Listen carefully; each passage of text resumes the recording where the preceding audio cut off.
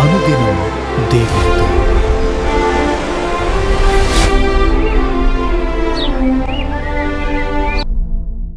Praise the Lord. అనుదినం దేవునితోనే కార్యక్రమాన్ని చూస్తున్న మీ అందరికీ మన ప్రభు అయిన రక్షకుడైన యేసుక్రీస్తు ఘనమైన నామంలో వందనాలు. ఈ ఉదయకాలం దేవుని వాక్యం చూసుకుంటాం. హెబ్రీలకు రాసిన పత్రిక 5వ అధ్యాయం 14వ వచనం. వయసు వచ్చిన వారు అభ్యాసము చేత మేలు కీడులను వివేచించుటకు సాధకము చేయబడిన జ్ఞానేంద్రియములు కలిగి ఉన్నారు. 32 సంవత్సరాలున్న ఒక యవనస్తుడు బాగా పేరుగాంచినటువంటి ఒక పెద్ద బ్యాంకుకు మేనేజర్గా నియమించబడ్డాడు. అంత చిన్న వయసులో అంత ఉన్నతమైన స్థితికి చేరతాను అని తాను కలలో కూడా ఊహించలేదు. అది తన వయసుకు మించిన, తన అనుభవానికి మించినటువంటి ఉద్యోగమని గుర్తెరిగినాడు. తాను ఏమాత్రము ఏమరపాటుగా ఉండి పొరపాటు చేసినా కొన్ని కోట్ల రూపాయల నష్టం వాటిల్లుతుంది అని గ్రహించి అదే బ్యాంకులో ఎంతో కాలంగా పనిచేస్తున్నటువంటి ఒక పెద్దాయన దగ్గరికి, అనుభవం కలిగినటువంటి పెద్దాయన దగ్గరికి సలహా కోసం వెళ్ళినాడు.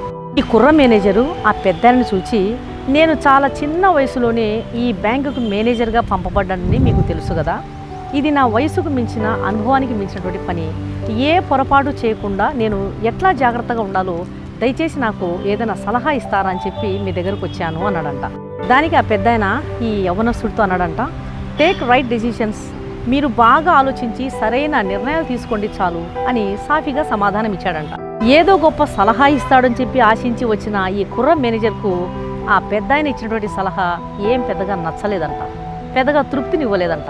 అయినా సరేనండి, మీరు చెప్పింది కరెక్టేనండి, నేను ఆ సరైన నిర్ణయం, సరైన తీర్మానము నేను ఏ విధంగా తీసుకోవాలో దయచేసి నాకు చెప్తారా అని మళ్ళీ అడిగినాడంట.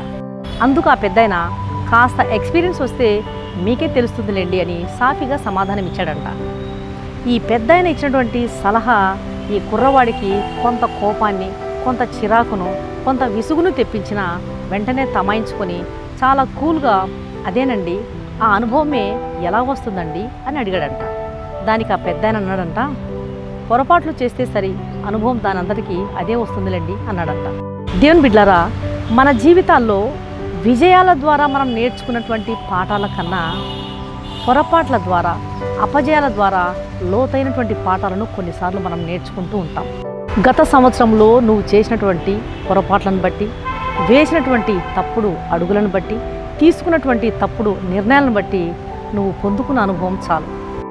బైబిల్ గ్రంథంలో మోషే, దావీదు, పేతురు వీరందరూ పొరపాట్లు చేసి వాటి ద్వారా గొప్ప పాఠాలను నేర్చుకున్నవారు. కానీ చేసిన పొరపాట్లను మళ్ళీ చేయకుండా తమ జీవితాలను దిద్దుకొని స్థిరమైన పునాదులు వేసుకొని దేవుని చేతిలో బలంగా వాడబడగలిగినారు. కనుక ఈ సంవత్సరంలో నీ పాత రోత జీవితాన్ని, అపజయాలను, అవమానాలను సమాధి చేసి క్రీస్తు కొరకు స్థిరమైన సాక్షిగా, బలమైన పాత్రగా దేవుని చేతికి నిన్ను నీవు సమర్పించుకో. పొరపాట్లు ప్రతి ఒక్కరూ చేస్తారు, కానీ మూర్ఖుడు మాత్రమే చేసిన పొరపాట్లను మళ్ళీ చేస్తాడు. కాబట్టి దేవుని సన్నిధిలో అధిక సమయము గడిపి మేలులను కీడులను వివేచించుటకు సాధకము చేయబడినటువంటి జ్ఞానేంద్రియములను ప్రభు మీకు దయచేయునుగాక. కళ్ళు మూసుకొని నాతో పాటు ప్రార్థనలో ఏకీభవించండి. పరిశుద్ధుడైన మా ప్రియ పరలోకపు తండ్రి, ఈ ఉదయకాలం మీరిచ్చిన శ్రేష్టమైన వర్తమానంకై స్తోత్రం నాయన. మంచి ఏదో చెడు ఏదో గ్రహించుటకు సాధకం చేయబడిన జ్ఞానేంద్రియాలు మాకు అవసరం తండ్రి. పొరపాట్లు మాడిమాడికి చేసే మూర్ఖులుగా మేము ఉండనివ్వద్దు నాయన. గత జీవితంలో పొరపాట్లను, అపజయాలను, అవమానాలను సమాధి చేసి నీ కొరకు స్థిరమైన పాత్రగా, బలమైన పాత్రగా వాడబడుటకు మాకు సహాయం చేయండి.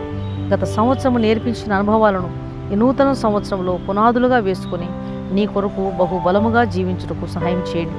ఈ వాక్యం వింటున్న ప్రతి బిడ్డకు మీరే కృప చూపించండి. అనారోగ్యవంతులను ముట్టండి. నేల మీద, నీటి మీద, ఆకాశ ప్రయాణం చేస్తున్న వారిని కాపాడండి. ఎగ్జామ్స్ కొరకు ప్రిపేర్ అవుతున్నటువంటి ప్రతి బిడ్డకు మంచి జయాన్ని ప్రసాదించమని సర్వశక్తి గల క్రీస్తు నామమున అడిగి వేడుకుంటున్నాను తండ్రి, ఆమేన్. ఈ వాక్యం విన్న ప్రియమైన దేవుని బిడ్డలారా, దయచేసి దేవుని వాక్యం అనేకులు విని మేలు పొందే విధంగా దేవుని వాక్యాన్ని షేర్ చేయండి. ఈ ఛానల్ను సబ్స్క్రైబ్ చేసుకోండి. మీ ప్రార్థన అవసరాలను కామెంట్ సెక్షన్లో తెలియజేసినట్లయితే మీ కొరకు తప్పకుండా ప్రార్థన చేస్తాం. ఈ వాక్యం విన్న మీలో ఇంకా రక్షించబడని వారు ఎవరైనా ఉన్నట్లయితే దయచేసి క్రీస్తు ప్రభువారికి మీ హృదయాన్ని ఇవ్వండి. నరకం నుండి ఆత్మను రక్షించుటకు క్రీస్తు సమర్థుడు. ఆయన రక్తంలో కడుగుబడితేనే మన పాపములకు పాపక్షమాపణ దొరుకుతుంది. ఒక పాపికి నిత్య జీవము దొరుకుతుంది. పరలోక రాజ్యంలో స్థానము దొరుకుతుంది. కాబట్టి ఆయన ఇచ్చినటువంటి ఉచితమైన రక్షణను స్వీకరించండి. కలువరి శిలువలో ఆయన నీ కొరకు తన రక్తాన్ని చెల్లించినాడు. తన ప్రాణాన్ని క్రయధనముగా చెల్లించినాడు. ఆయన ఆహ్వానాన్ని తృణీకరించవద్దండి. ప్రభు మీ ఆత్మను రక్షించును గాక. God bless you.